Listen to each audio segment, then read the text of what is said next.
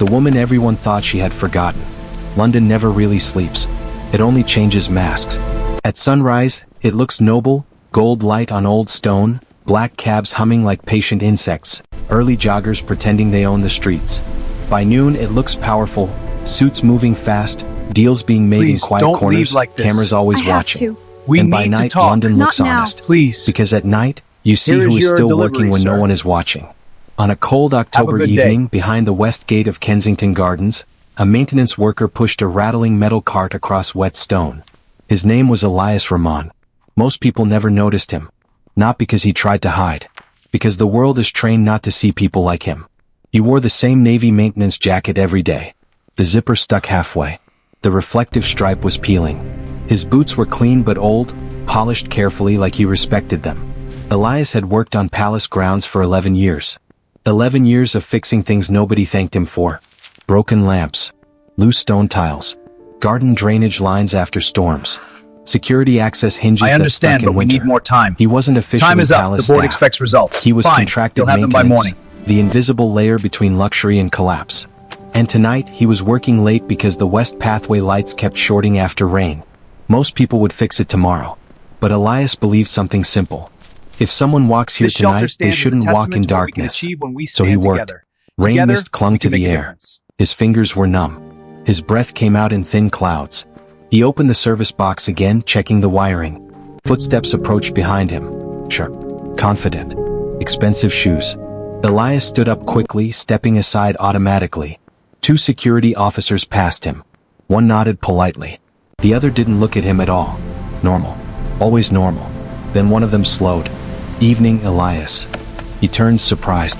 It was Officer Grant, older guard, kind eyes, ex-military posture. Evening, sir, Elias said quietly. Grant glanced at the open panel. Still fighting those lights? Yes, sir.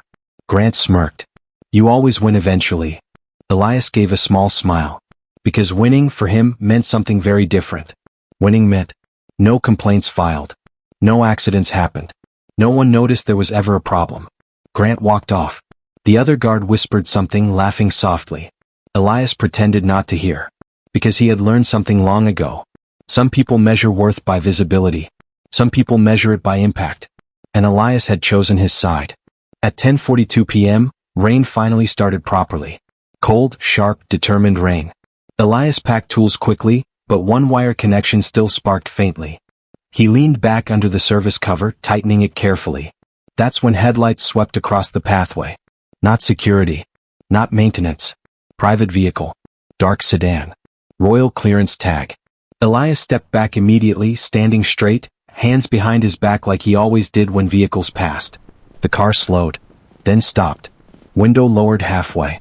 A woman's voice. Soft. Refined. Curious. Are you working alone this late? Elias blinked. He stepped closer respectfully but kept distance. Yes, ma'am. Pause. Rain tapping on metal. Then. You always did hate leaving work unfinished. Elias froze. His brain did something strange. Like it had heard a ghost. Because that voice. He knew that voice. Not from television. Not from speeches. From real life. From years ago. From moments nobody else knew about. The window lowered fully. And time folded in on itself. Because sitting inside the car was Princess Diana. Or at least that's what his heart believed in that moment. But time corrected him quickly. Not Diana. But her legacy lived in the woman sitting there. Older now, composed, kind eyes carrying the same warmth. And Elias realized something impossible. The woman in the car wasn't royalty in title anymore. But she carried something heavier. Responsibility. Memory. History.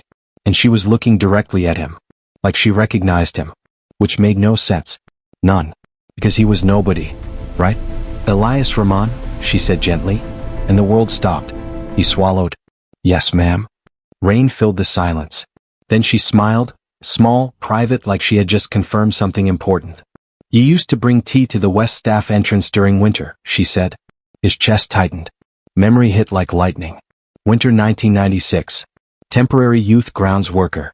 Extra shifts. Night security rotation. And one night, a young princess had stepped outside unexpectedly. No cameras. No press.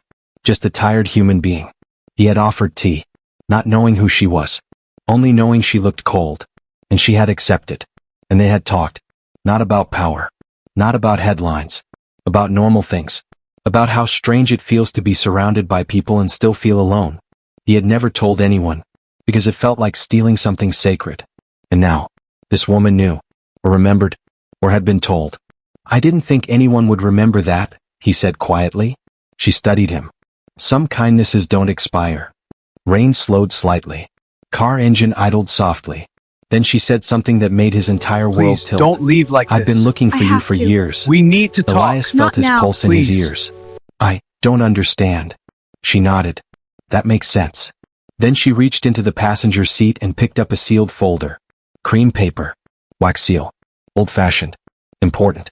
I was entrusted with something, she said carefully. Something that was meant to go to one person. Not the most powerful. Not the richest. Not the most visible.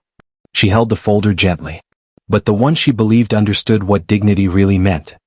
Elias didn't breathe. Because there was only one she that sentence could mean. And his brain refused to process it. I tried to find you, she continued. But records change. Contractors move. Names get lost. She looked at him, really looked. Until tonight. She extended the folder out of the window. Rain spotted the wax seal. Elias stared at it like it might disappear. I can't take that, he whispered. You can, she said softly. Because it was left to you. His hands shook as he reached forward. Took it. It was heavier than paper should be. Then she said the sentence that would change his life forever. Princess Diana left everything Here to is one your person. delivery, sir. Pause. You won't believe whom. Have a good day. She smiled gently. You. The word echoed like thunder inside him. Not money. Not titles. Something else. Something bigger. Because he knew instinctively, this wasn't about wealth. This was about trust. And trust is heavier than gold. The car window rose slowly. The sedan pulled away, leaving Elias standing in rain, holding history in his hands. And for the first time in 11 years, the invisible man felt seen. But across London, in offices filled with glass and power and people who believed legacy belonged only to the elite, there were already people who knew that folder existed. And they were already moving to make sure Elias Rahman never opened it. Because some inheritances don't transfer power. They transfer truth. And truth is the one thing power fears most. The inheritance no one wanted him to open. Elias didn't open the folder that night. Not because he wasn't curious. Because he was afraid of what it meant. He walked home through streets that felt different now. Louder, sharper, like the world had suddenly realized he was carrying something valuable. Rain soaked through his jacket. His boots squelched softly with every step. But he barely noticed. All he could feel was the weight of the folder pressed against his chest inside his maintenance bag. Every few minutes he checked to make sure it was still there. Still real. Still his responsibility. Because that's what it felt like. Not a gift. A responsibility. Elias lived in a small second-floor flat above a closed bakery in West London. The kind of place most people would describe as temporary, except Elias had lived there for 7 years. The hallway smelled faintly of old sugar and cleaning chemicals. The stair railing rattled if you leaned on it too hard. His neighbor, Mrs. Khan, had left a plastic container of food outside his door again. She always did that on rainy nights. He picked it up, smiling faintly. Normal life still existed. Good. He unlocked his door, stepped inside, locked it behind him, then added the extra chain lock he had installed himself. Not because he was paranoid. Because he was careful. Careful had kept him safe his entire life. Inside, the flat was simple but spotless. Small couch. 2 chairs. A narrow kitchen counter. Books stacked neatly against one wall. A framed photo of his parents. And one thing he never moved. A small ceramic mug with faded blue flowers. The same kind he used to serve tea in during winter shifts years ago. He set his bag on the table. Stared at it. Minutes passed. The rain tapped steadily against the window. Finally he unzipped the bag. Pulled out the folder. Cream paper. Wax seal. Untouched. His hands hovered over it. Just paper, he whispered. But he knew it wasn't. Because people didn't search for someone for years over paper. Across London, inside a glass office building overlooking the Thames, 3 people were already discussing him. Are we sure it was delivered? A woman asked sharply. Yes, said a man in a gray suit. Security camera confirmed contact. And the recipient? Maintenance contractor. Name matches archival note. Silence filled the room. The woman leaned back slowly. This cannot become public. Another man spoke. If the contents are what we think they are. She cut him off. Then we managed the narrative. Cold, efficient, terrified. Because they didn't fear money changing hands. They feared influence changing direction. Back in his flat, Elias broke the wax seal. Slowly, carefully. Like opening something sacred. Inside were three things. A handwritten letter. A smaller sealed envelope labeled, "Open Last." And a thin leather-bound notebook. His chest tightened. Handwritten letter first. He unfolded it. The paper was older than the folder. Ink slightly faded. But the handwriting was unmistakably human. Personal. Careful. Not dictated. Not formal. Written. For someone specific. For him. Elias. The single word made his throat tighten. Not Mr. Rahman. Not sir. Not employee. Elias. If you are reading this, then time has done what it always does. It has moved forward without asking permission. He sat down slowly. Rain faded from his awareness. You once gave me tea when you thought I was just another tired woman standing in the cold. His vision blurred. You spoke to me without fear, without performance, and without expectation. Do you know how rare that is? His fingers trembled. Because he remembered that night. How she had laughed when he told her sugar made tea worse. How she had asked if he liked working nights. How he had said, "Night is honest. People stop pretending." The letter continued. Many people saw me as a symbol. Few saw me as a person. You did. And that is why this was always meant for you. His breathing grew shallow. Because he knew now. This wasn't money. Or at least, not just money. I am not leaving you wealth to make you important. I am leaving you responsibility because you already are. Tears fell silently onto the page. Inside this package are records, contacts, and directives tied to work I began quietly. Work that was never about headlines. Work about dignity. He covered his mouth. Because suddenly, the world felt bigger. And heavier. If powerful people ever discover you hold this, they will try to convince you that you are not qualified. They will say you don't understand legacy. They will say you are just maintenance. He laughed once. Broken. Because that part didn't scare him. He had lived that sentence his entire life. But Elias, you maintain things no one else noticed were broken. And that is the rarest skill in leadership. His vision blurred completely now. Open the notebook next. He placed the letter down carefully. Opened the leather notebook. Inside were handwritten notes. Locations. Names. Organizations. Shelters. Clinics. Anonymous funding channels. Support networks. Places where help was needed, but help was never public. And at the front page, one sentence. Dignity should never require permission. He pressed his hand to his chest. Because suddenly, he understood. She hadn't left him power. She had left him purpose. Then his phone buzzed. Unknown number. He stared at it. Ignored it. It buzzed again. Then again. Then a message appeared. Mr. Rahman, we need to speak regarding materials you received tonight. His stomach dropped. They already knew. Across London, the woman in the glass office stood at the window. Send someone to talk to him, she said. Friendly first. And if he refuses? She didn't answer immediately. Then. He won't understand what he's holding. Pause. And if he does? Silence. Back in his flat, Elias stared at the final sealed envelope. Open last. His fingers hovered over it. But something inside him said, not yet. Because whatever was inside that envelope was the real inheritance. And somewhere in London, people who had never met him were already deciding whether Elias Rahman was allowed to keep it. Elias stood up slowly, walked to the window, looked out at the rain-covered city, and for the first time in his life, he didn't feel invisible. He felt targeted, and strangely, ready. The envelope they were afraid of. Elias didn't sleep. Not really. He sat in the chair by the window until morning painted the city gray and quiet. Cars began moving. Delivery trucks rumbled past. Somewhere downstairs, someone unlocked the bakery gate for cleaning. Normal life was waking up. But nothing felt normal anymore. The leather notebook lay open on the table. Names. Shelters. Private medical networks. Emergency food supply contacts. Legal protection groups. Quiet funding structures that never appeared on headlines. This wasn't charity. This was infrastructure. Hidden safety nets for people who slipped through every official system. And at the center of it, now stood him. Elias Rahman. Maintenance contractor. Invisible man. Or at least, He used to be. At 8:17 a.m. someone knocked on his door. 3 slow knocks. Not aggressive. Not friendly.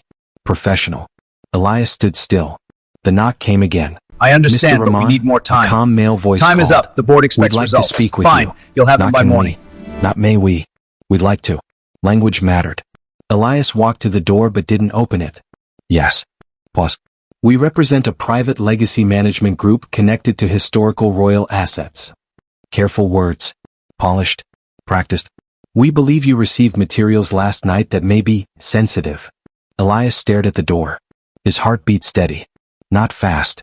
Not panicked. Just steady. Because something inside him had shifted overnight. He wasn't afraid of powerful people. He was afraid of failing the responsibility he had been given. I received personal items addressed to me, he said calmly. Silence outside. Then. We'd like to help you understand them. Translation. We'd like to control them. Elias rested his forehead lightly against the door for a second. Then spoke. I understand more than you think. Another pause. Longer this time. Then the man said, slightly firmer. Mr. Rahman, you may not realize the scale of attention these materials could attract. Elias closed his eyes. Because he did realize. And he also realized something else. People like them had always believed responsibility required status. But Diana. She had believed responsibility required character. I appreciate your concern, Elias said quietly. But I'm not alone in this. That wasn't entirely true. But it was something Diana would have said. And sometimes courage starts by speaking like the person who believed in you. The man exhaled slowly. We will be in touch. Footsteps retreated. Elias didn't move for 2 full minutes. Then he locked the second chain again.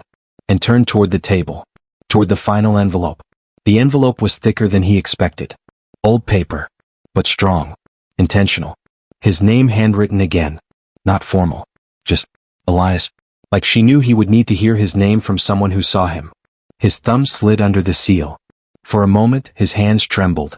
Then he opened it. Inside was a single folded document. And a photograph. He unfolded the document first. Legal language. Official seals. Not symbolic. Real.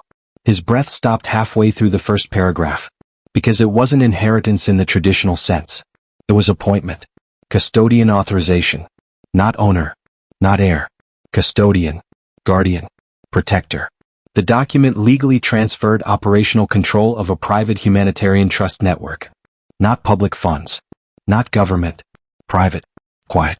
Extremely large. But structured so no single person could abuse it. Except. The custodian decided direction. Priorities. Emergency responses. Funding release triggers. And at the bottom. Her signature. Princess Diana. And multiple witness seals. Verified. Irrevocable. His knees almost gave out. He grabbed the chair. Sat down hard. He wasn't rich now. That wasn't the point. He was responsible for protecting systems that protected thousands of invisible people across multiple countries. People like him. People who worked jobs nobody respected. People who survived quietly. People who never made headlines. And Diana had trusted him to keep protecting them. Then he looked at the photograph. And that's when he broke. Because it was a candid photo. Winter night. West Service entrance. A younger version of him handing a cup of tea to a woman in a coat. Both laughing at something. No cameras. No press. Just 2 humans sharing warmth and cold air. On the back, handwritten. You treated me like I mattered when I felt invisible. Now you will help the world remember that everyone does. He pressed the photo to his chest. And cried. Not loudly. Not dramatically. Just the quiet crying of someone who finally understands why their entire life happened the way it did. By noon, London was already shifting. Because information moves differently in power circles. And word had spread. Not publicly. But privately. The trust had activated. And the new custodian hadn't contacted them. Which meant one thing. He wasn't playing their game. Inside the glass office building, the woman from last night spoke into her phone. If he activates even half the network independently. The voice on the other end said something sharp. She nodded. Yes, I understand. Pause. Yes, she always did choose unpredictable people. She ended the call. And for the first time, she looked afraid. Back in his flat, Elias wiped his face. Stood up. Looked at the notebook again. Then did something that would terrify powerful people more than anything. He picked a name from the list. A children's emergency shelter facing closure within 72 hours. Funding blocked in paperwork loops. He found the contact code Diana had left. Dialed. The woman who answered sounded tired. Emergency line. "This is Elias Rahman," he said. Pause. Silence. Then her voice changed completely. "Custodian?" He swallowed. "Yes." Another pause. Then relief broke through the phone line like sunlight. "We've been waiting." And in that moment, for the first time in his life, Elias Rahman wasn't fixing broken lights. He was fixing broken systems. And across London, powerful people realized something terrifying. The invisible man wasn't invisible anymore. And he wasn't asking permission. The day the invisible became untouchable, the first change happened quietly. Just like everything Diana ever built. No press release. No announcement. This shelter stands no as a headlines. testament to what we can At achieve when we 6:12 stand a.m. the together. next morning, Together, the we can Children's make a difference. Emergency Shelter received confirmation. Funding released, full operational security, long-term protection activated. No delays. No committees. No review process. Just help. Pure. Direct. Immediate. The shelter director sat at her desk and cried, not because money had arrived. Because someone somewhere had decided her children mattered right now, not after paperwork. And word began to spread. Not on the news. Through people who had spent years being ignored. Clinics suddenly received supply authorizations. Food distribution networks unlocked frozen reserves. Legal defense funds activated for vulnerable families facing eviction. Mental health emergency response teams received anonymous capacity grants. The system wasn't loud. It was precise. Intentional. Human. Exactly how Diana had designed it. And now, Elias was moving it forward. By day 3, powerful circles stopped pretending this was temporary. Inside the glass office building, emergency meetings stacked back to back. He's already activated 5 priority channels. Without consultation. Without oversight. The woman at the head of the table spoke quietly. He doesn't need oversight. The trust was designed that way. Silence. Someone finally said what everyone was thinking. We can't control him. And the most dangerous truth of all settled into the room. They couldn't discredit him either. Because he wasn't greedy. He wasn't flashy. He wasn't political. He was exactly the kind of person the public instinctively trusted. The kind of person Diana had always chosen to stand beside. Meanwhile, Elias still woke up at the same time. Still made tea in the same faded blue flower mug. Still checked his boots before leaving home. Because responsibility had changed him. But it hadn't replaced him. And that mattered. Because power that erases who you were is dangerous. Power that grows from who you were is stable. On day 7, the media finally caught wind. Not of him. Of results. Why were multiple underfunded humanitarian operations suddenly stabilized? Why were certain quiet international aid corridors functioning again? Why were emergency housing systems reporting anonymous debt clearances? Investigative journalists started digging. But the trust structure was built like a labyrinth. No direct ownership trails. No political affiliations. No single controlling body. Just one thing. Custodian authorization. And eventually, someone leaked the name. Not as a scandal. As a question. Who's Elias Rahman? Reporters showed up outside the palace maintenance office first. His supervisor blinked at them, confused. Elias? He fixes pathway lights. They showed up outside his flat. Mrs. Khan yelled at them in 3 languages until they left. And inside, Elias sat at his table, staring at the notebook, knowing this moment would come. Because Diana hadn't chosen him to stay invisible forever. She had chosen him to prove something. That dignity doesn't belong to titles. It belongs to people who protect others when nobody is watching. The official confirmation came 2 days later. Not dramatic. Not theatrical. A quiet legal verification released through proper historical estate channels. The documents were real. The appointment was real. The authority was real. And most importantly, it was irreversible. Public reaction was immediate. Not outrage. Not jealousy. Respect. Because people saw the story. Maintenance worker. Quiet life. Private kindness remembered decades later. Chosen not for status, but for character. And something inside millions of ordinary people shifted. Because for the first time, legacy had moved downward. Toward them. Then came the moment nobody in power had planned for. Elias spoke publicly. Once. Only once. Standing outside one of the first shelters he helped stabilize. No stage lights. No luxury backdrop. Just a building full of people who finally felt safe. A reporter asked, "Do you feel overwhelmed by this responsibility?" Elias thought for a moment, then said, "I spent 11 years fixing things nobody noticed were broken." Pause. This is the same job, just bigger. The clip went everywhere, because it was simple, true, unshakable. Inside the glass office building, the woman watched the clip alone, then turned off the screen, because she understood something now. Diana hadn't chosen Elias because he was safe. She had chosen him because he was incorruptible. And incorruptible people are the only ones power cannot negotiate with. Months passed. The trust grew stronger, more precise, more human-focused. And Elias built something Diana had always dreamed of. A network run quietly by people who understood survival. Not theory. Not optics. Real survival. 1 year later, Elias returned to Kensington Gardens. Same west pathway. Same lights. Same stone. He stood under the repaired lamp and looked up. Not at cameras. Not at history. Just at light. Because that's what he had always done. Make sure people could walk safely in the dark. He placed the old photograph into a small sealed memorial box hidden inside the service panel, protected from weather but left there intentionally, where it had started. Then he whispered something no one else heard. "Thank you for seeing me." And the wind moved softly through the trees. Not dramatic. Not symbolic. Just peaceful. Across the world, thousands of people would never know his name. But they would live in homes they didn't lose. Receive medicine they didn't have to choose between and food. Stay safe in shelters that didn't close. And that was the real inheritance. Not money. Not power. Not recognition. Responsibility. And proof that sometimes, the person the world ignores the most is exactly the person history was waiting for. The legacy no one could ever take back. 5 years later, the world looked the same. But underneath, it wasn't. Not in the places that mattered most. In Manchester, a community clinic that once closed every winter for lack of funding now ran year-round. The receptionist there never knew Elias Rahman's name. But every January when new medicine shipments arrived early, always early, she would smile and say, "Someone out there remembers us."